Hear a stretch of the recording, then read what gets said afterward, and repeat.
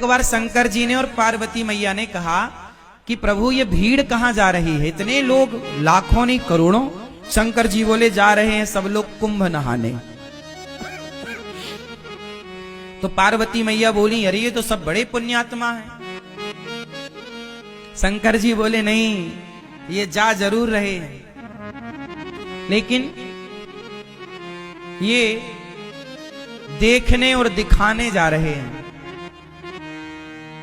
चलो देख आवे कितना बड़ा मेला भरा है, और दिखाने के जी हम भी गए थे, तुम तो गए नहीं। तो ये देखने और दिखाने जा रहे हैं।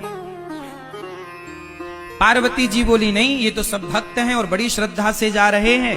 प्रभु इन सबको दर्शन दो, जितने भी कुंभ नहा रहे हैं सब पर कृपा करो, सब अच्छे लोग हैं। शंकर जी बोले चलो पार्वती जी आप कह रही हो तो हम चेक कर लेते हैं कि इनमें से कितने लोग कुंभ नहाने आए हैं, कितने लोग पवित्र विचारों से आए हैं, चेक करते।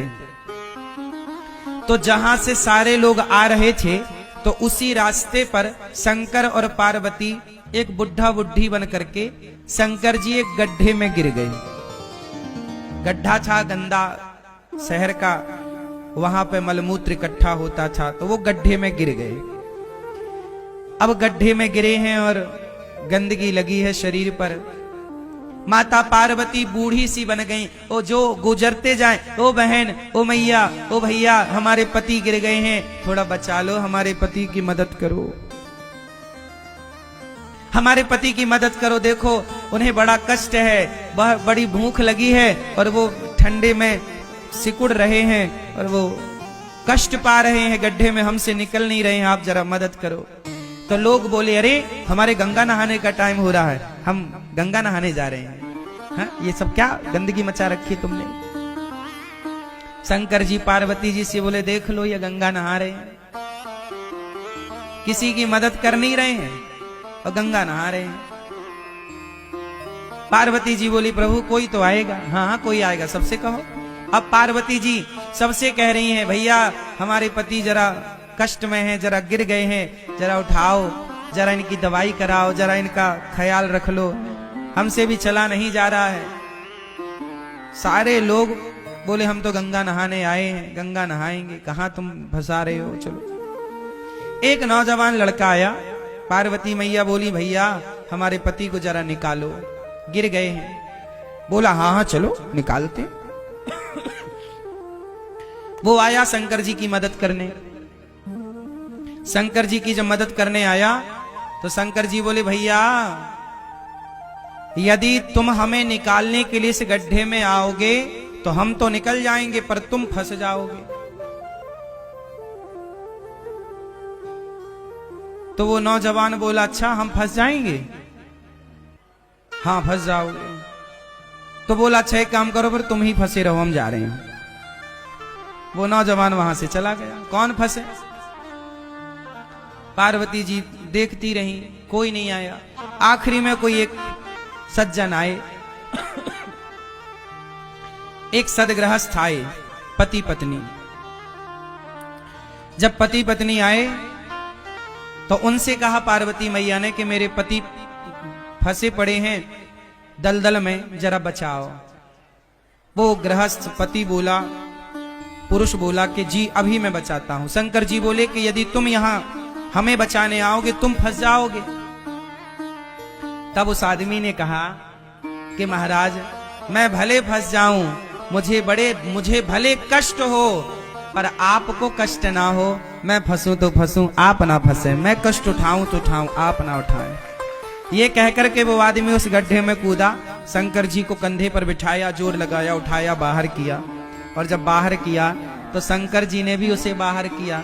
और जब बाहर किया तो भगवान शिव ने पार्वती जी से कहा देखो इस पूरे कुंभ में केवल ये आदमी कुंभ नहाने आया है, ये परिवार कुंभ नहाने आया।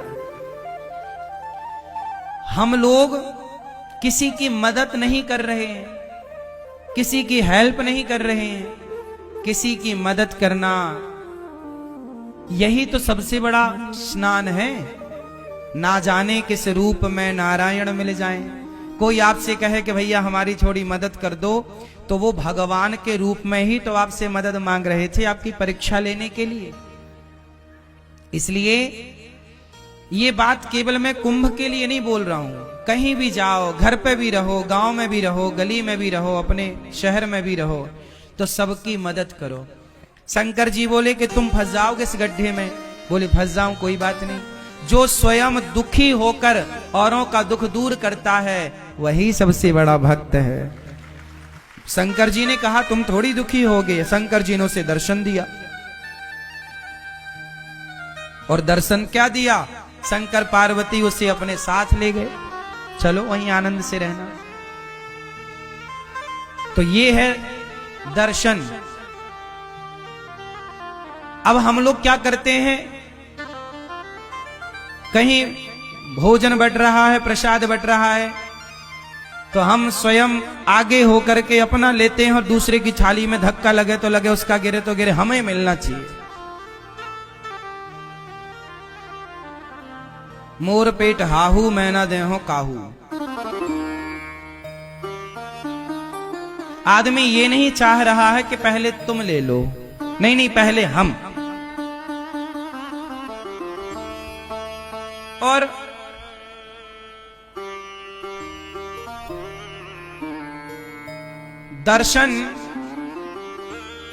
दर्शन का मतलब लोग समझ ही नहीं रहे। धाम में आओ ना, प्रयाग जी में आओ, वृंदावन आओ, यमुना जी आओ, अयोध्या जी जाओ, जहां भी जाओ वहां क्या करना चाहिए? अच्छा ये बताओ, गंगा जी में जब आप डुबकी लगाए तो किस तरफ मुंह करके डुबकी लगाए? स्नान कैसे करना चाहिए?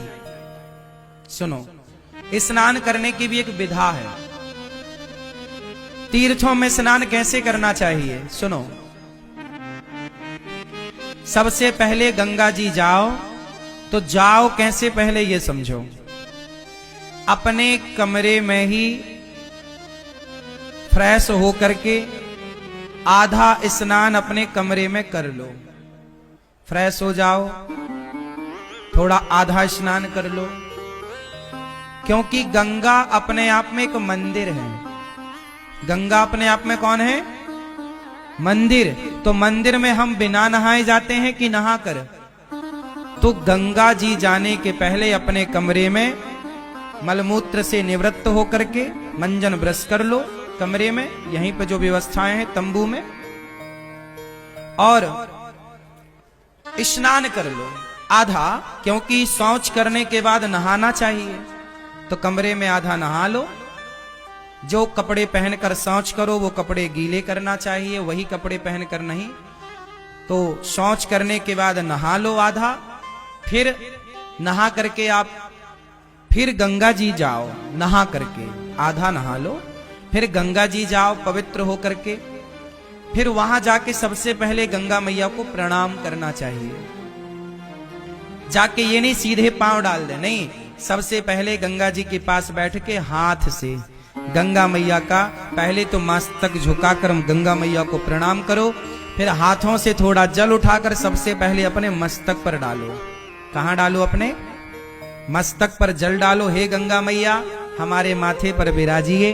हे गंगा मैया आपकी कृपा से सदा सब लोग सुखी रहें, सब प्रसन्न रहें, और हे गंगा मैया हमारी भक्ति दिनों दिन बढ़े, हम सदा प्रभु का स्मरण करते रहें। एक क्षण के लिए मैं भगवान को कभी भूलूं नहीं।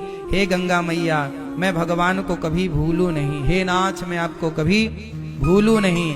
हे गंगा मैया आखिरी सांस तक मैं आपका दर्शन करने आती रहूं, अपने पांव से चलकर अपनी आंखों से आपको देखती रहूं, और आपकी कृपा से आपका दर्श परस करते, भगवान का नाम सुनते सुनते, भगवान की कथा सुनते सुनते मेरे प्राण जाए मैया, यही वरदान दो। आपका नाम जपते जपते, भगवान का गुणगान गाते गाते प्राण जाएं। और ये जो बाल बच्चे हैं, बाल गोपाल हैं, बच्चे हैं, ये भी बड़े होकर सदा आपके प्रति श्रद्धा का भाव रखें, ये भी आपके प्रति प्रेम रखें। गंगा मैया को प्रणाम करो।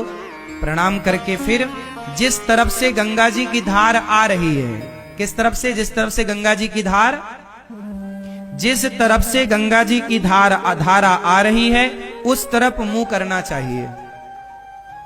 जिस तरफ गंगा जी की धारा, जैसे धारा इस तरफ से आ रही है, बहकर इस तरफ जा रही है, तो जिस तरफ धारा आ रही है उस तरफ मुंह करके और फिर गंगा मैया को प्रणाम करते हुए स्नान करना चाहिए, डुबकी लगानी चाहिए। और डुबकी कैसे लगानी चाहिए? पहली डुबकी अपने माता के लिए कि ये डुबकी का पुण्य मेरी माँ को मिले जिसने मुझे धरती पर भेजा है। दूसरी डुबकी अपने पिता के लिए, तीसरी डुबकी अपने पूर्वजों के लिए, चौथी डुबकी अपने बच्चों के लिए कि बच्चे इसका पुण्य पाएं, और पांचवी डुबकी अपने लिए। और ये दास अनिरुद्ध तो जब गंगा जी नहाने जाते हैं ना, तो हम केवल माता पिता और पूर्वजों की नहीं, कथा सुनने जितने भक्त आते हैं, जितने शिष्य हैं, जितने भक्त सुनते हैं कथा, हम सबके नाम की डुबकी लगा लेते हैं। प्रभु ये हमारे सभी भक्तों को इस पुण्य का लाभ मिले, और गंगा मैया जो नहीं आ पाए उन भक्तों की भी एक डुबकी ये दास अनिरुद्ध लगा लेता है कि जो भक्त गौरी गोपाल से जुड़े, जो रामानुज परिवार से जुड़े हैं, जो श्री संप्रदाय से जुड़े हैं, जो जाने अनजाने में टीवी पर भी भागवत सुन लेते हैं, यूट्यूब पर भी भागवत सुनते हैं, जो गौरी गोपाल भगवान के प्रति थोड़ी सी भी आस्था रखते हैं, उन सबके लिए ये दास अनिरुद्ध डुबकी लगाता है। और जो लोग दास अनिरुद्ध को गाली देते हैं, उल्टा सीधा कहते हैं, उनके नाम की भी एक डुबकी लगा लेते हैं कि उनको भी भगवान सद्बुद्धि दें, गंगा मैया उनका भी पुण्य बढ़ाएं, उनकी भी शक्ति बढ़ाएं, ताकि वो सदा गाली देते रहें।